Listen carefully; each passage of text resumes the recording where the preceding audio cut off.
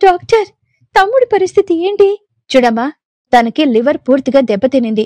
మీరు బాగా ఆలస్యం చేశారు. వెంటనే ట్రాన్స్ప్లాంటేషన్ చెయ్యాలి. సార్, ఎంత ఖర్చవ్వచ్చు? సుమారు 1 కోటి వరకు అవ్వచ్చు. సార్, మా దగ్గరంత లేదు సార్.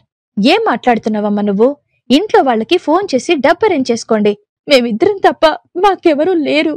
కొంచెం సహాయం చేయండి సార్. చూడమ్మా, ఇది ధర్మాస్పత్రి కాదు. 5కి 10కి ట్రీట్మెంట్ చేయడానికి. మీలాంటి వాళ్ళు ఎందుకింత పెద్ద హాస్పిటల్కి రావడం? ఇలా చూడు, పొద్దున కల్లా సగం అమౌంట్ అరేంజ్ చేస్తే ట్రీట్మెంట్ స్టార్ట్ చేస్తాం. లేదా అతన్ని మీరు మార్చురీలో కలెక్ట్ చేసుకోవచ్చు.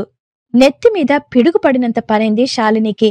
ఎటువంటి చలనం లేకుండా అలా హాస్పిటల్ బయట రోడ్డు మీద తనని తాను మర్చిపోయి నడుస్తూ ఉంది. ఇప్పుడు సిచ్యువేషన్ ఏంటి అంటే, కుటుంబం అని చెప్పుకోవడానికి ఉన్న ఏకైక వ్యక్తి తమ్ముడు మాత్రమే.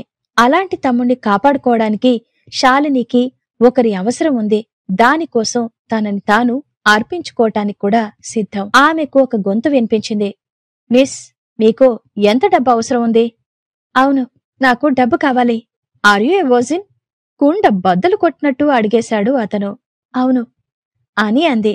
దీని తరువాత ఆ వ్యక్తి ఎలాంటి కోరిక కోరినా తీర్చటానికి శాలిని సిద్ధంగా ఉంది.